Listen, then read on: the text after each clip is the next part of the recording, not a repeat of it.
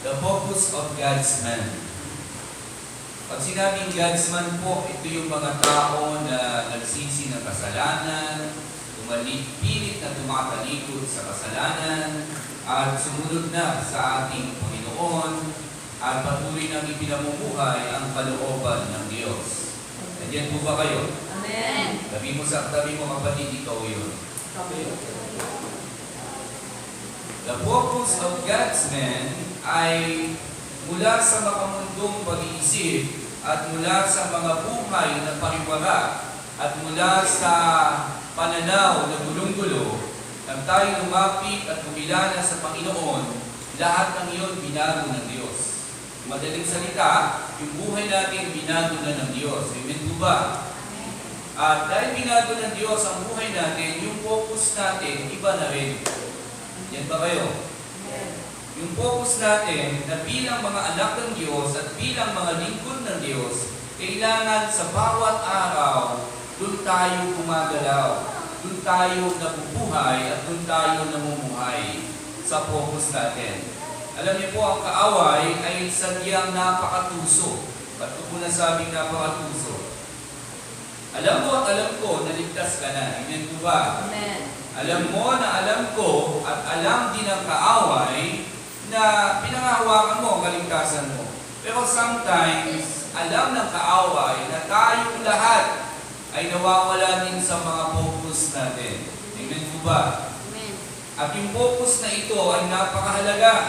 Kapag ang isang Kristiyano wala na sa kanyang focus, iba na yung priorities niya, iba na yung desire niya, iba na yung motive niya, iba na yung goal niya, iba na yung prinsipyo niya. So, ang pangitignan bilang Kristiyano na wala ka sa focus at iba na yung mga priorities natin. At iba na yung mga nais natin. At hindi na tayo nagiging masaya sa kalooban ng Diyos. Nandiyan ba kayo? Gawangin bagay para bagang boring na sa atin ang kalooban ng Panginoon just because iba na ang ating focus. Mga kapatid, isa sa target ng kaawa, yung focus mo, yung focus ko bilang lingkod ng Diyos. Pag yan ay nabago na, bago na ang lahat ng ginagawa natin. Wala na yung first love natin sa Panginoon. Gumagawa na lang tayo ng parang routine o ritual ang lahat ng bagay. Hindi na parang ikaw ay sabik, hindi na parang ikaw ay excited sa bawat linggo, sa bawat araw na ibinibigay ng Panginoon. Yan po ba kayo? Sino ba excited dito tuwing araw ng pagsamba? Amen. Dapat ganun po yung nararamdaman natin. Kasi maniwala po kayo sa hindi. Ang Diyos excited tuwing umaga na makita ang kanyang mga anak na nananambahan sa Kanya. Naniniwala po ba kayo doon? Amen. Ang pangit naman, na ang Diyos excited sa atin, pero tayo parang walang gana sa Kanya. Ang pangit naman, ang Diyos excited sa atin, pero tayo parang napipilitan lamang. Ang bigat ng paa natin na pumunta dito sa church. By the way, mga kapatid, tayo po ay nasa ilalim pa rin ng DCQ. At kamakailan lang ay nag-declare ng lockdown ang Sitio Christian just because may nag-positive. At ilan sa mga kapatid natin ay taga-roon. Wala po sila ngayon, pero baka mamaya po umate. Sabi nga ng isang kapatid natin, nag-text siya, Pastor, ipag-pray niyo po kami kasi halos kapitbahay lang namin yung nag-positive. At kasama sa 10 na malapit doon sa nag-positive yung asawa niya. At ang sabi, Pastor, pag-pray niyo po kami na yung pong itines na 10 ay wala po sana na mag-positive. At sa biyaya po ng Diyos, yung 10 malapit na tao doon sa nag-positive, nung tines po ay lahat sila ay negative. So wala po nag-positive. So, ang prayer po natin, kahit marami daw nakasalamuha itong asymptomatic na nag-positive, ay wala po siyang nahawak dito. Kasi yung 10 na yun na malapit sa kanya, kung 10 na yun na malapit ay hindi nag-positive, hindi rin magpa-positive yung mga nakasalamuhan niya. Kaya, atuloy natin panalangin sa ating Panginoon, hindi kakalat at wala nang magpa-positive pa. Amen po ba? So, sa magandang umagang ito, focus tayo. Everybody say focus. Focus. Hindi dapat tayo malinggang, malansi ng kaaway sa gitna ng paglilingkod natin. Hindi tayo dapat na lituhin ng kaaway sa gitnong mga sitwasyon. Anong sabi natin teksto? One of my favorite verse na madalas ko rin nababasa at narinig ko sa akin, pero tignan natin ang nais ipahiwatig nito. Bilang pagtatapos, mga kapatid, lagi ninyong isa-isip ang mga bagay na karapat-dapat, kapuri-puri, mga bagay na totoo, marangal, matuwid, malinis, kaibig-ibig, kagalang-galang. Ang nagsasalita si Pablo, na kung saan yun daw ang isa-isip natin. Alam niyo po kasi sometimes, kung anong nasa isip mo, yun ang focus mo. Hindi sometimes, yun talaga ang katotohanan. Ano nga ba ang makalaman ng isip natin ngayon? Ano nga ba ang mga nasa sentro ng isip natin ngayon? Kung hindi ang mga bagay na ito, ano ang ipinalit natin? Diyan ba kayo, mga kapatid? Na hanggang sa pagtulog mo, iniisip mo pa. Pagkagising mo, yung pa rin ang iniisip mo. So yung focus mo talagang hindi na maalis sa isip mo yan. Lalo mga kapatid, kung ano yung focus mo, ang hirap tanggalin yan. Pag hinayaan mo na yan ang mag-alis sa isip at puso mo, hindi mo basta makatanggal yan. Parang isa yung guni-guni na laging nagpapaalala sa kabuuan ng iyong pagkatao. So paalala ni Pablo, bilang pagtatapos mga kapatid, ako, ikaw, tayong lahat, the God's man, ang kausap ni Pablo. Ang sabi na, lagi, always, lagi ninyong isa-isip ang mga bagay na karapat-dapat. Hindi lang tuwing araw ng linggo, hindi lang sa tuwing nagbabasa ng Biblia, hindi lang sa tuwing nalanalangin. Ang sinasabi ni Pablo, laging isa-isip. Why? Kasi ang kaaway, laging nariyan. Kung minsan mo lang sinasaisip ang mga bagay na ito, ano ito? Karapat-dapat, kapuri-puri, totoo, marangal, matuwid, malinis, kaibig-ibig, gagalang-galang. Kung minsan lang pumapasok sa isip mo yan. At ang masakit, yung araw lang ng linggo, mga kapatid, ano ang isip mo, kamusta sa tuwing araw ng Lunes hanggang Sabado? Kung ano po ang laman ng isip natin, yan ang pumupunto sa ating mga buhay. Yan ang nagiging priority natin. Yan ang nagiging parang timon ng buhay natin sa tuwing kung ano ang nasa isip natin. Gusto niyo bang malaman kung kayo nakapokus o hindi? Gusto niyo bang maintindihan ang kalalagayan natin ngayon kung tayo'y unfocus na o nakapokus pa sa kalooban ng ating Panginoon?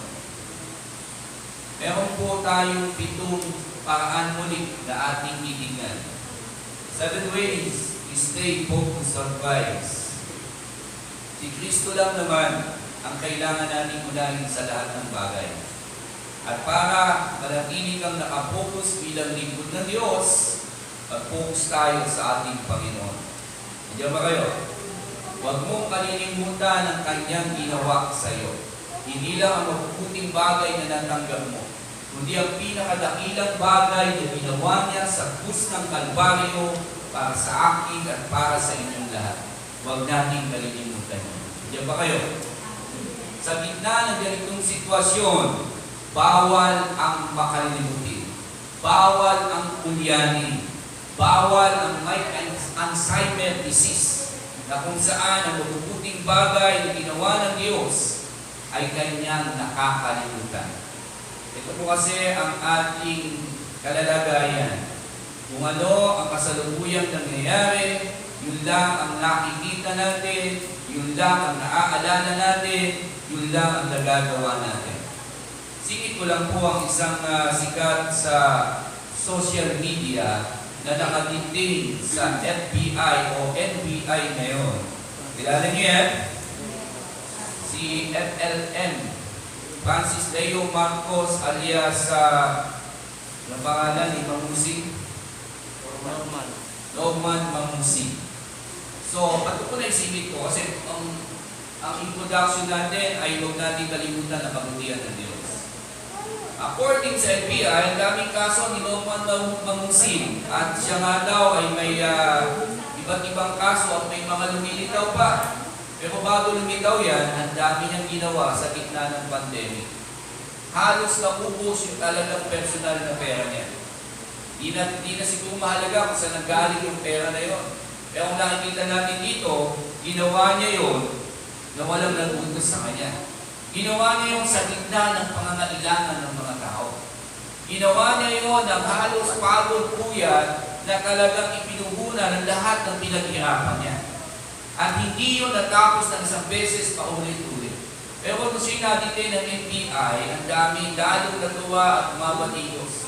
Na manluloko pala yan, ganun-ganyan, ganun-ganon. Alam mo, kapatid, ito ang mundo natin.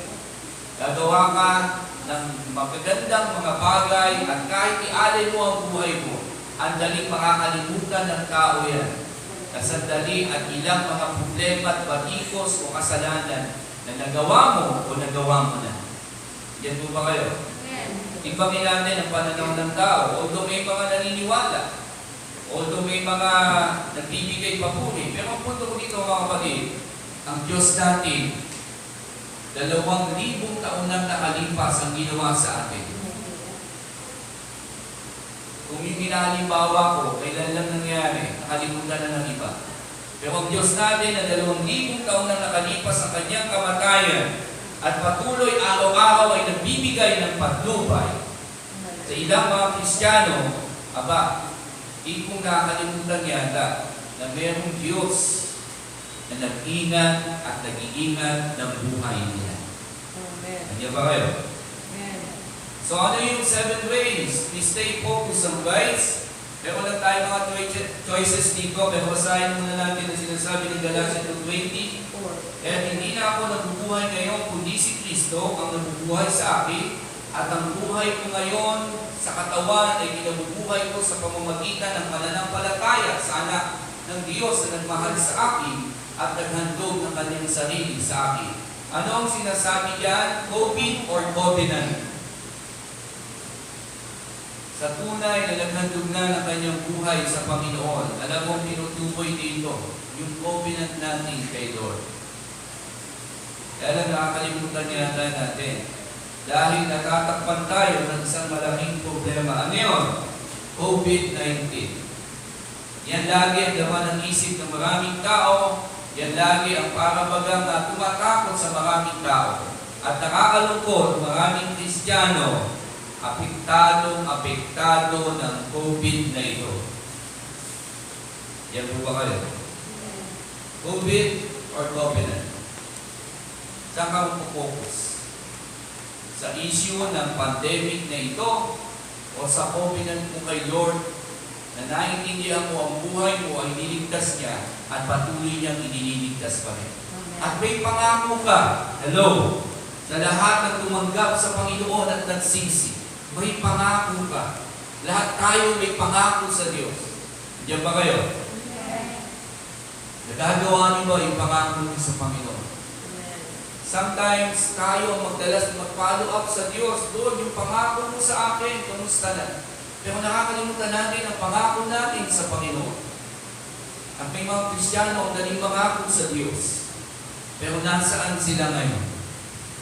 Nasaan ang madalas magsalita, Pastor, tawagan mo lang ako. Pastor, andito lang ako pag may mga ministry. Mula nung nagka-COVID, hindi ko sila nakita dito. Nandiyan po ba kayo? COVID or covenant? Dinirimain tayo ng Diyos. Kung tutuusin, kung ikaw ay naniniwalang nasa iyo ang kapangyarihan ng Diyos, yung COVID na yan, isa lang alagok na problema. Yan ba kayo? Hindi ko sinasabing huwag kayong mag-ingat.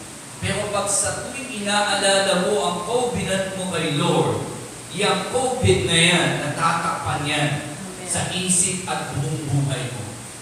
Dahil sapat nang alalahanin mo ang covenant mo kay Lord para tapakan mo yung COVID na yan. The problem is, kinain na ang covenant mo ng COVID na ito. Niwala po ba kayo? Yung pangako ko, wala yun. Joke lang yun. Nung ako ay nag-altar call si Pastor, nagsisi ako ng kasalanan ko at sinabi kong maglilingkod ako, joke lang yun. O sige. Joke-joking ka rin ng ating Panginoon. Bukas, hindi ka nagigising at sasabihin niya, anak, joke-joke lang yan. Remember your covenant to the Lord. Mahalagahan mo po, lalo tigit sa panahon ng COVID-19. Aalisin ni Satanas ang focus natin yan. Sabihin ni Satanas, bayaan mo yan, pinangako mo lang yan, okay lang yan. Intindihin mo itong COVID na ito, kung paano ka makakasurbay, kung paano mo ingatan ang sarili mo. Huwag mong isipin sinasabi ni Pasko at mga salita ng Diyos, andyan na yan. Ang isipin mo, sarili mo, kung paano ka maliligtas. Hello.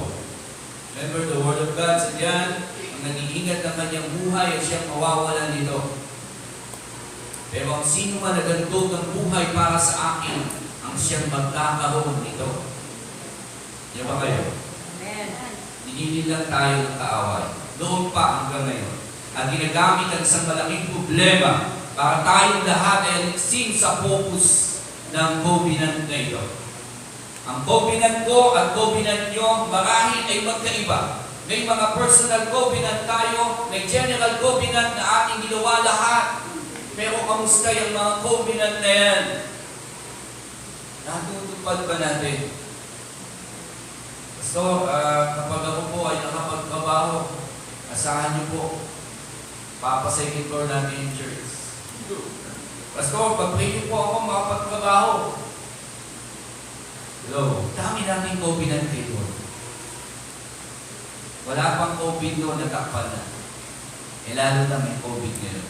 Tandaan mo natin sinasabi ni Pablo dito, hindi na ako nabubuhay ngayon, kundi si Kristo ang nabubuhay sa akin. Amen.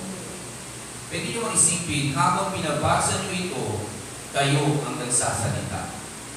At kayo ang nilalarawan, ako, ikaw, tayong lahat. Ang sinasabi, hindi na ako nabubuhay ngayon, kundi si Kristo ang nabubuhay sa akin. At ang buhay ko ngayon sa katawan ay kinabubuhay ko sa pamamagitan ng pananampalataya sa anak ng Diyos na nagmahal sa akin at naghandog ng kanyang sarili sa akin. Yun yung inspiration ni Pablo, yung ginawa ng Diyos sa kanya. Na ang lahat ng pagsubok, trials, temptation, even the pandemic, kung nandun siya sa panahon natin ngayon, gagawin niya ang inspirasyon ng kamatayan ni Kristo para sa kanya. At hindi niya kalilimutan yung covenant niya dahil lamang sa COVID na ito. Yan ba kayo?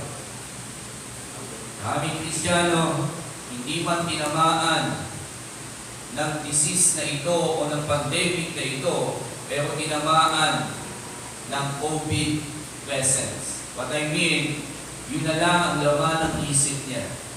Paano niya lalampasan ang COVID na ito? Sa sarili niyang paraan, sa sarili niyang dahilan. Gusto mong palampasan, alalahanin lang mo lang ang covenant mo. Sapat na yan. Pakaingatan ka ng Diyos at magawa mo ang covenant mo kayo. Diyan ba kayo? Amen. Kasi kung hindi, mga kapatid, tandaan natin ito. Sa kakaingat mo sa buhay mo, nagtapos sa buhay na ito, na hindi natin nagawa ang covenant natin kayo. Sa pagharap natin sa Panginoon, hindi pwedeng sabihin, Lord, nagkaroon ng pandemic, alam mo naman yun. Hindi na kami makapunta sa church, hindi ko na magawa yung ministry ko, hindi na ako makapagtrabaho, alam mo naman yun, Lord, di ba? No excuses. May paraan sa lahat ng gusto natin. Di ba kayo? Amen. Isama mo yung pananampalataya mo sa paraan na yan, magagawa mo yung gusto mo. Pero kung puro tayo dahilan, hello, hindi mo pwedeng gamitin kay Lord yung dahilan na yan. Dahil sapat ang binigay niya, sapat ang biyaya niya, sapat ang habag niya sa lahat ng ating pangangailangan. Christ is enough. Naniniwala po ba kayo doon? Amen. Kaya hindi sapat ang mga dahilan na ginagawa natin para sabihin sa Panginoon, Panginoon, hindi ko nagawa yung covenant ko. Yan ba kayo? Okay, number 2. Kung may COVID, may social distance. Social distance or closeness to God. Ang epekto ng social distance, hindi natin minamali. Pero, mukhang nai-apply na natin sa ating relasyon sa Panginoon. Para bagang, Lord, social distance, layo muna ako sa iyo. May social distance ngayon, Lord, di mo lang ako mag-church. Lord, social distance, di mo lang ako magbabasa ng salita ng Diyos. Kaka-epekto ng social distance, in-apply mo na sa buong buhay mo, pati sa pananampalataya mo. Hindi mo na magawang mas maging malapit sa Panginoon. Santiago 4:8, lumapit kayo sa Diyos at lalapit siya sa inyo. Hugasan ninyo ang inyong mga kamay, kayong mga makasalanan. Linisin ninyo ang inyong puso, kayong pabago-bago ng isip. Higit sa anumang sitwasyon, mas higit mo kailangan close sa Diyos sa panahon ngayon. Diyan ba kayo? Okay, apply natin ito physically sa mga bawat taong kasama natin. Pero pagdating kay Lord, mga kapatid, wala namang binabang gobyerno na tayo ay social distance kay Lord.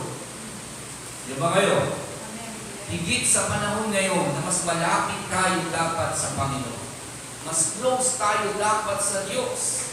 Huwag natin hayaan na sirain ng social distance ang napakaalam na pag-ibig ko sa Kanya para maputol at mahinto ito. Huwag natin gawin dahilan ang issue na ito para konsintihin ang pagiging tamad natin bilang Kristiyano. Yan ba kayo? Naintindihan na ni Pastor yan? Of course, naintindihan ko.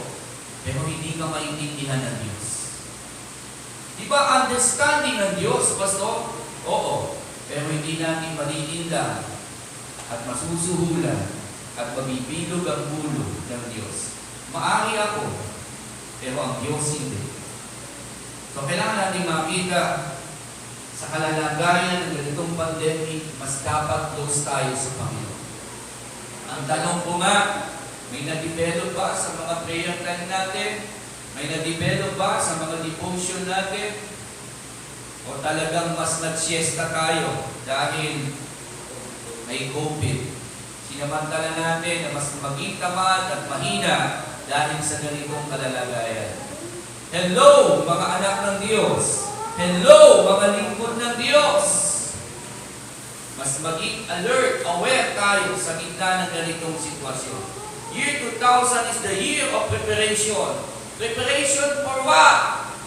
Ito na ang muling panahon at araw na kung saan mas sigurado ka sa kaligtasan mo, mas malapit ka sa Diyos, mas tinakabaon mo ang kaluluwa ng buong pamilya mo. Dahil palapit na ng palapit, paikli na ng paikli ang panahon at oras ng ilalami natin sa mundo. Para magpadaig ka pa sa paninindang ng kaawa. Aalisin ng Diyos ang focus mo sa closeness, aalisin ng kaaway ang focus mo sa closeness sa Kanya. Para lamang ipamukha, social distance ngayon. Sapat na dahilan yan. Okay, number 3. Relate or denying to God. Lahat mo ng point natin ngayon ay may kaugnayan sa mga sitwasyong nararanasan natin. At ba tayo dumidepende sa relief na galing sa gobyerno kung saan o sa Diyos na siyang may-ari ng lahat ng bagay? Alam ko at alam nyo gusto kong sabihin. Pero gusto kong maging makatotohanan sa atin ito. Salamat sa mga relief na yan. Pero huwag kang umasa diyan. Kung wala, praise the Lord. Pero may Diyos, may pabor, may provision, may nilaan ng Diyos para sa ating lahat. Diyan ba kayo? Sometimes, nasira na ang pananaw mo at ang pag-ibig mo dahil walang tulong ang gobyerno, walang tulong ang church, parang hindi mo nakita, hindi mo naramdaman. Kapatid, sapat ang biyaya ng Diyos. Maniwala ka lang.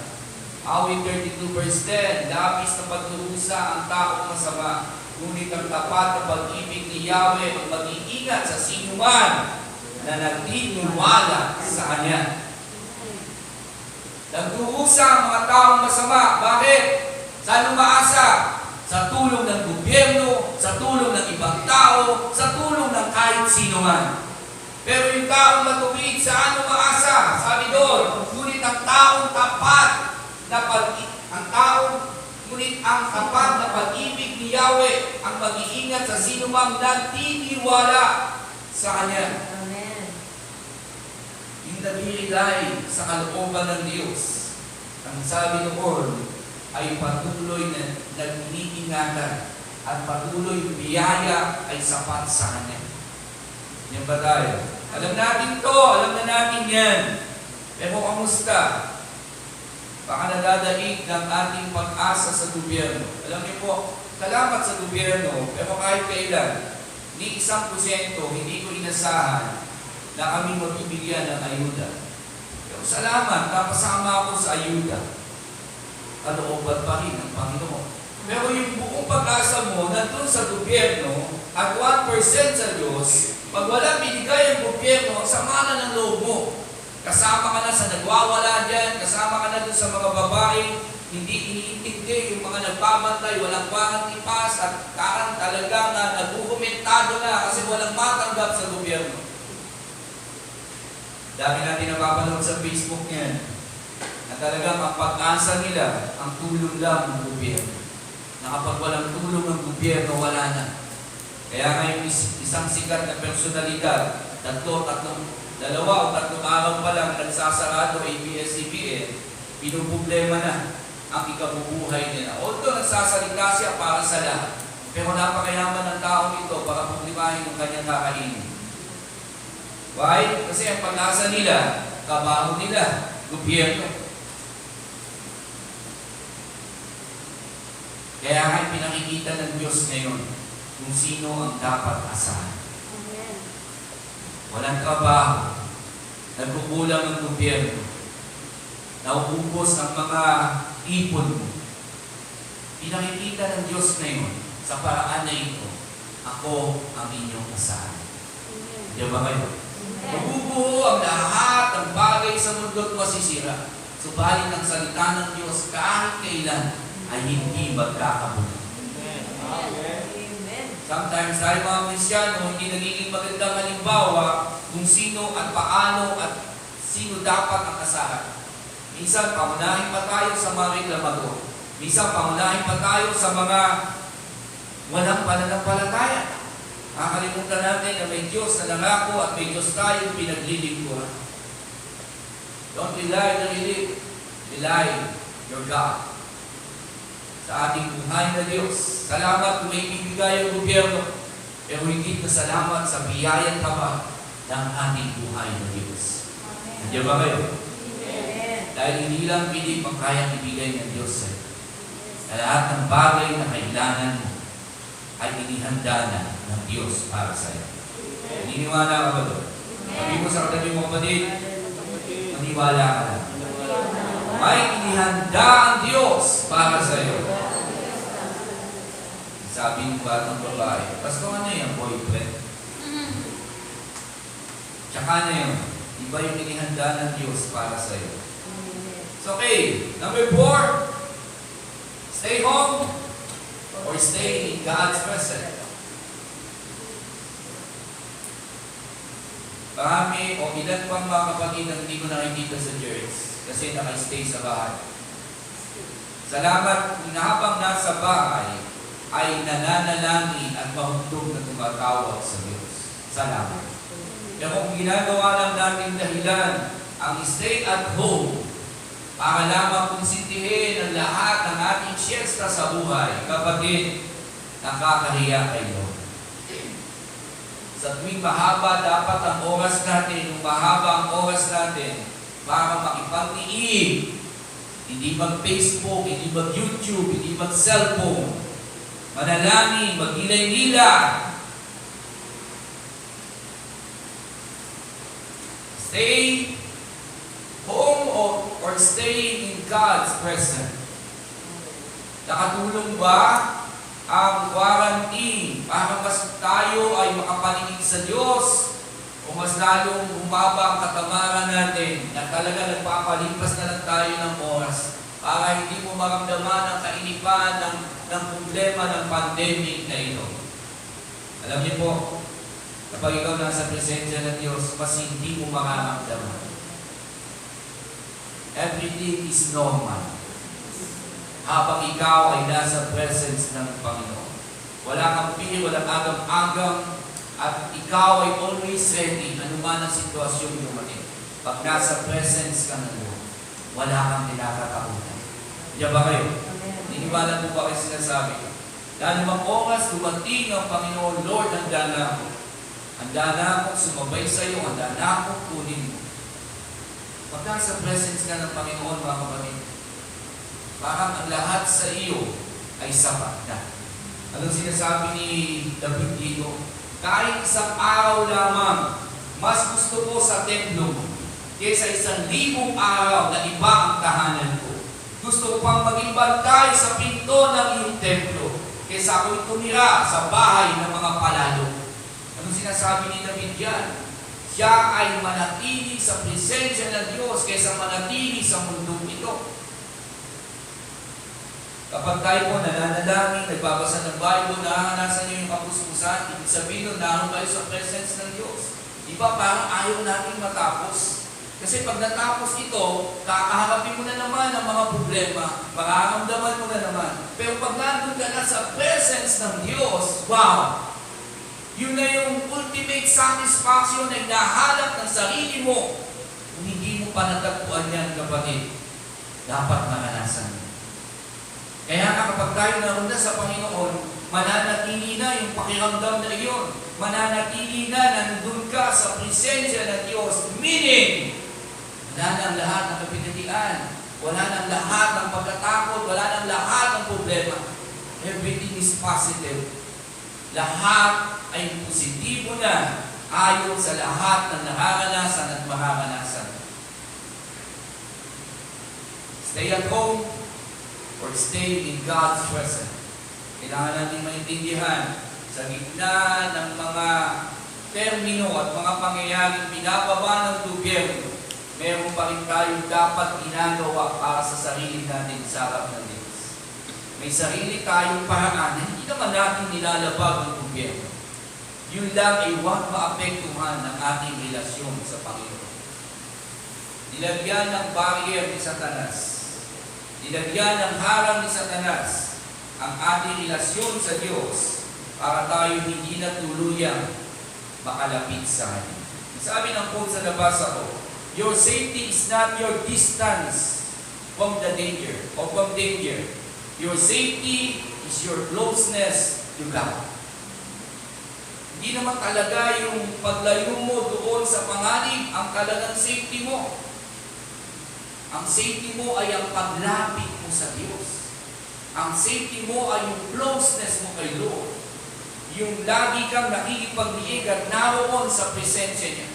Yun ang safety natin. Kaya huwag natin laging hinahangan at tayo malayo at tayo nasa bahay pero wala naman tayo sa presensya ng Diyos. Hindi ka safety, maniwala. Yung routine na araw-araw ginagawa mo sa buhay mo, kumain, matulog, walang exercise, hindi ka safety dyan. Baka hindi ka nga tamaan ng virus, bigla ka nalang atakihin dahil sa routine na ginagawa mo. Pero pag nasa presence ka ni Lord, maniwala ka, 101% safety tayo. Your safety is not your distance from danger. Your safety is your closeness to God. Tandaan po natin yun. Then number 5, quarantine or quality life. Sabi ng Roma 12:2, huwag kayong makiayaw sa takbo ng mundong ito. Sa halip, hayaan ninyong baguhin ng Diyos ang inyong pag-iisip upang maunawaan ninyo ang kanyang kalooban. Sa gayon, magagawa ninyo kung anong mabuti, kalugod-lugod at ganap na kalooban ng Diyos. Very important, our quality life. Ang buhay na ito na napakainam sa harapan ng Diyos. Okay, sunod tayo sa quarantine, batas yan.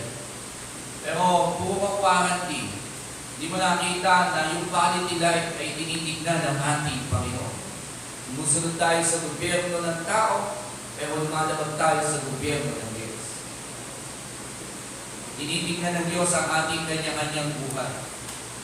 Nang si Job ay sinubok ng Diyos at pinahintulot na sirain ni Satanas. Ang description kay Job, isang taong matuwid, may malinis na pamumuhay, That's a quality life. Na dinidescribe ng Panginoon, sabi, walang katulad si Job. At binanggit doon na may quality of life itong si Job dahil mayroong fear sa ating Panginoon. Meron siyang mainam, maayos, magandang buhay dahil meron siyang takot sa Diyos. At yun naman ang nakikita natin. Kaya sabi, huwag kayong makiayon sa takbo ng mundo ito. Ano ang takbo ng mundo ngayon? Ang sentro ay ang global crisis, ang COVID-19. Tamang marinig mo yan. Tamang maapektuhan ka ng konti na yan. Pero hindi tamang yan na magpatakbo ng buhay natin. Hindi tamang yan na kumunto ng buhay natin. Higit dapat apektado tayo ni Kristo kesa ng mundong ito. Naniniwala po ba kayo? Para ano daw? Para ating maunawaan ang kanyang kalooban sa gayon. Pag naunawaan mo kalooban ng Diyos, magagawa natin kung anong mabuti dati sa quality na kalugod-lugod at ganap na kalooban ng Diyos. Pag naunawaan mo kalooban ng Diyos, gagawa ka ng mabuti. Ang resulta niya ay isang mainam, malinis, maayos, magandang buhay. Sa gitna ng quarantine, meron kang quality life. Hindi lang puro quarantine, pero ang buhay, siesta. Nag-aabang na matapos ang liquor ban para makainom ng alak. Nag-aabang na magkaroon ng GCQ para makapagsugal. Hello? Makapagsabong, makapagpisyo, etc. Remember the quality life na hindi dapat nawawala sa ating mga Kristiyano. Kamusta ang buhay mo? Kung ikukyusi ba ng Diyos yan, ano reject nito? Nung kami po ay hindi pa Kristiyano, Pastora Daisy, ako, at ilan ng darito, si Pastora Shoni, siya yung aming manager doon sa warehouse. Ako, si Brother Carlos, at ilan pa kami yung mga kontraktor. Pastora Daisy, Quality, QC, at maging si Pastora Risa. Sa tuwing kami ay magpapasok na ng items, iko-quality na nila yan, kasama si Baby. Kapag iniwan natin sa kanila yung item, okay, pagbalik namin, ang dami ng mga sticker niyan, may mga palatandaan, ito reject, ito sira. Galit na galit kami sa mga QC na ito. Ang lalakas ng loob yung mag-reject, palibasa hindi kayo nagtakabaho, hindi kayo nagbabayad sa labor, hindi kayo nagbabayad ng materials, konting problema, reject na. Hello, sa harapan ng Diyos, hindi siya nag-reject. Diyan ba kayo? Amen. Bagkus nagbabago ng buhay. Kaya kung susundin natin siya, yung reject nating buhay ay patuloy papaguhin ng Diyos. Amen. Iniwala po ba kayo? Naalala ko isang kwento ng isang painting na sikat na artist. Nagkaroon ng subasta sa isang malaking bahay ng mayaman at marami siyang painting doon pero hindi original kanya. Nabili niya lang yung bahay. Nang nabili niya ito, gusto niya i-renovate. Ang daming painting doon. Ang ginawa niya, sinubasta niya. Nagpunta ang magagaling at magagandang mga pinto. Nabili lahat ang magaganda. May isang painting doon na napakalaki pero ang dumi-dumi. At halos hindi na maaninag kung ano yung tsura. May isang magaling na pinto na kinilatis yung photo no ng pinakamagaling na artist. Binili niya yun, sabi niya, "Sir, bibili ko ito sa kahit magkanong halaga." Ang sabi lang, may-ari ng tahanan, "Huwag niyo nang bayaran sa inyo na yan. Basura lang sa akin yan." Nang nilinis ng magaling na pinto yung painting na yun, doon niya talaga nakita yung sikat na pinto mula pa noong una ang may likha nito. At nung nalinis niya na, at in-stay niya na sa museum, pinagkaguluhan ng maraming tao. Kasi walang kasing halaga yung painting na ito. Kahit magkano bayaran, hindi kayang bayaran. Nung nakita na may-ari ng bahay, hinayang siya. Hello? Sa harapan ng mundo ito, lahat tayo basura. Kahit magaling ka, maganda ka, talentado ka, sexy ka, gwapo ka, basura pa rin ang tingin ng mundo nito sa atin. Pero sa Diyos, tayo ang pinakatatanging pinakamamahal niya. Higit sa lahat ng kanyang nilikha, tayo ang obra maestra ng Diyos. Sinira lang tayo ng mundo ito. Binasak lang tayo ng kasalanan sa paraan ni Satanas. Kaya hayaan niyo na ibalik ang disenyo ng plano ng Diyos sa buhay na mainam habang sinusunod natin ang Diyos. Diyan ba kayo? Huwag tayong pakulong sa quarantine para hindi magawa ang quality life para sa harap ng Diyos. Sa kabila ng quarantine na yan, naroon pa rin na sinisingkap natin ang quality life na para sa Panginoon. Okay, number 1.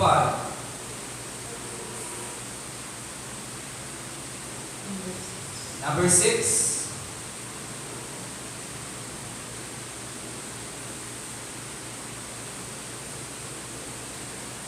End of slideshow. Lockdown or bow down? Alam naman natin, di ba? Hindi na kailangan iutos, pero kailangan ipaalala. Lockdown. Pag sinabi bang lockdown, no church, no Bible reading, no prayer. Pastor, lockdown eh. Di ba ibig sabihin nun sa mga Kristiyano? No fellowship, no sharing, no generous. Lahat ba na mabuting katangian gawain ng isang Kristiyano dahil lockdown, wala muna?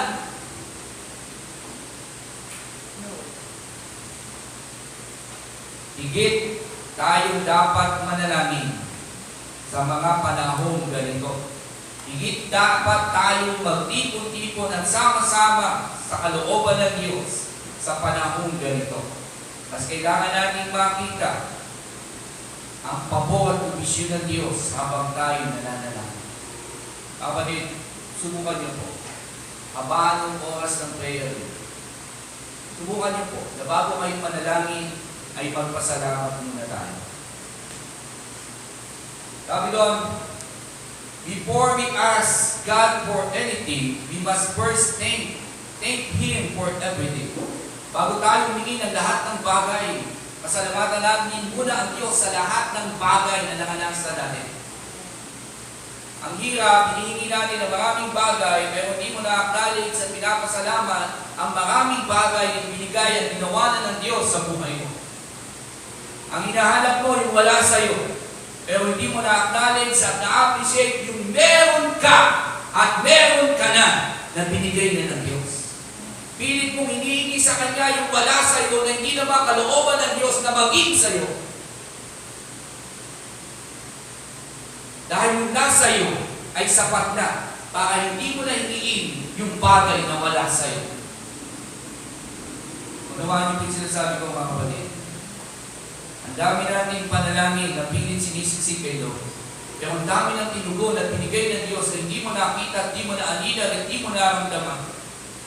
Magpasalamat ka muna bago ka humingi ng maraming bagay. Kasi marami nang ginawa ng Diyos sa buhay mo. Lockdown or bow down? Tayo na't lumapit sa Kanya'y sumambat, magbigay galang. Lumuhod sa harap ni Yahweh na siyang sa ating mailala. Worship, bow down. Sinasabi niya, sa gitna ng COVID na ito, nag-improve pa ang pag-worship ng mga Kristiyano. Ang ating pagsamba sa Diyos ay mas naging taos-puso ba? Mas naramdaman mo ba ang presensya ng Diyos sa iyong pagsamba sa Kanya sa gitna ng ganitong mga sitwasyon? Nagagawa mo bang lumuhod sa Kanya ngayon? Sa loob ng kwarto mo? O talagang lockdown lang? Literally lockdown. Lahat sa halo. Walang pabor, walang provisyon, walang gawain. Lockdown eh. Mas nagmamanifest sa atin ang declaration ng gobyerno kaysa sa declaration ng Diyos. Mas nakikita natin kung ano ang epekto ng mundo kaysa epekto ng gumawa ng mundo. Tandaan po natin mga kapatid, na kahit anong sitwasyon, hindi dapat nahinto, hindi dapat nawawala ang ating gawain personal tungkulin sa ating Panginoon. Amen po ba? Okay, ito na tayo magtatapos. Another word, disinfect or sanctify. Aware tayo sa mga disinfect. Kanina, bago kayo pumasok, ay disinfect kayo dyan. Sino nag-disinfect? Si Jehel. Sa kabila ay si Valerie. Kaya may alcohol tayo, may mask. Aware tayo kasi ang ating katawang ito, maaring dapuan. Hindi masama yan na maging aware physically. Kaya mga kapatid, kung aware ka lang physical, pero spiritual ay hindi ka aware sa ikakasanctity natin o ikakabanal natin, useless. Kaya kung sabihin ko salitang useless. Hanggang dito lang lahat ng ating ginagawa. Wala nang pandamit. Disinfect or sanctify. 1 Peter chapter 4 verse 1 hanggang 2, ang panibagong buhay. Yamang si Kristo ay ito, kayo man ay dapat maging handang magtiis sapagkat ang nagtitiis ng hirap sa buhay na ito ay tumatalikod sa kasalanan. Kaya mula ngayon ay mamumuhay na tayong sumusunod sa kalooban ng Diyos at hindi nagnanasa ng laman. Yung tumatalikod sa kasalanan ay humaharap sa kabanalan. At yung humaharap sa kabanalan ay dahan-dahan namumuhay sa kabanalan. Sa gayon, hindi lang siya na-disinfect physically, hindi na-sanctify siya spiritually. Yun yung nais ng Diyos sa atin. Na masigit niya tinitignan ang kabanalan natin. Hindi natin ma-impress ang Diyos kung gumaganda tayo, malinis tayo, malusog tayo. Kung ang ating kalalagayan espiritual, hungkar. Ang dali namang magtago ng lahat ng bagay, lalo na pag magaling kang umarte. Pero sa usapin ng kabanalan, kapatid, hindi mo yan may tatago sa harapan ng Diyos. Araw-araw, sinasanctify tayo ng Diyos. Ang mga bagay na kalooban niya, kaya pilit niyang sinasabi, lumapit tayo sa Kanya at sumunod tayo sa Kanya. Pastor, pwede naman maging banal na hindi nananambahan, hindi nagbabasa ng Bible, hindi nagnanalangin, pwede naman maging banal. Natingin nyo? Ang kabanalan ay nagagaling lang sa gawain ng Diyos na banal. At habang ginagawa natin ito, tayo ay pinapanging banal ng ating Panginoon. And last, ito tayo magtatapos sa ating teksto. Hebrews 12:2, ito natin ang ating paningin kay Jesus. Sa Kanya nakasalalay ang ating pananampalataya mula sa simula hanggang katapusan. Dahil sa kadalakang naghihintay sa Kanya, hindi niya alintana ang kahihiyan ng pagkamatay sa krus at siya ngayon nakaupo sa kanang trono ng Diyos. Anong sinasabi diyan? Itoon, that speaks or focus. Kailangan natin itoon ang ating paningin kay Jesus na sa Kanya nakasalalay ang ating pananampalataya mula simula hanggang katapusan. Kapatid, para mapagkatunayan lahat ng bagay, stay focused on Christ. Huwag natin hayaan, ilindangin tayo, alisin ang focus natin sa gitna